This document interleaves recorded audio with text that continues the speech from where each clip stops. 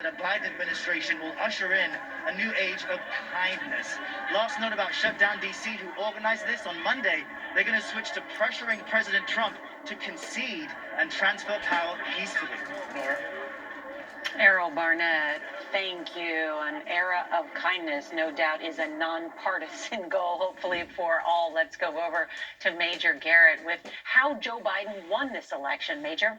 America, I know what you're thinking. Seriously? More math and geography? Haven't we advanced to the fireworks, dance, and music part of the program? Stay with me. I promise you there's something interesting. All right.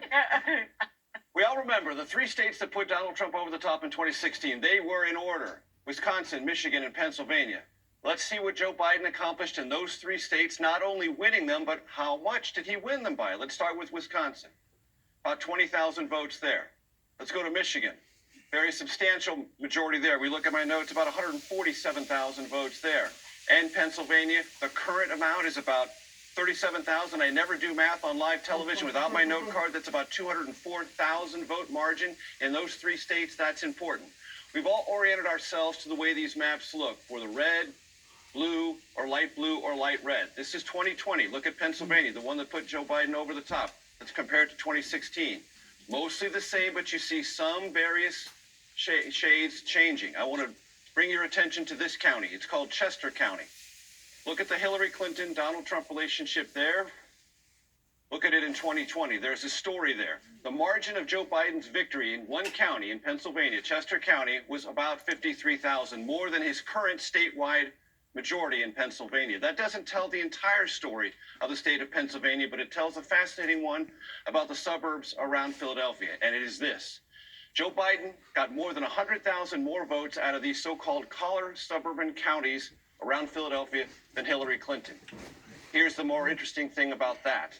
Even though those votes went for Joe Biden down ballot, those people who voted for Joe Biden and not Donald Trump voted for Republicans in state races and federal races. So they split their tickets, something we don't see very often in this country. That's the tail of the tape in Pennsylvania. And in suburban America, it was part of the tail of the tape nationally. Nora, back to you.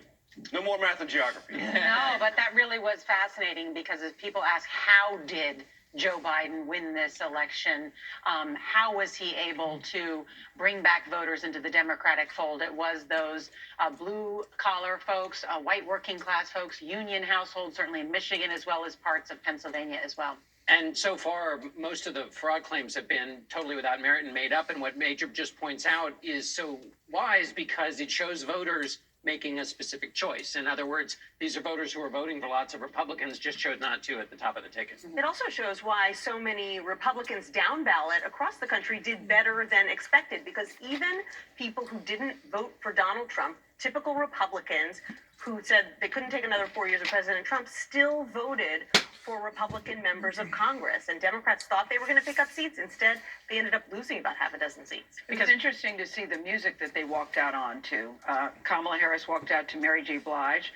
Joe Biden walked out to Bruce Springsteen. And in the closing days of the campaign, Bruce Springsteen had done a commercial, narrated a commercial for Joe Biden.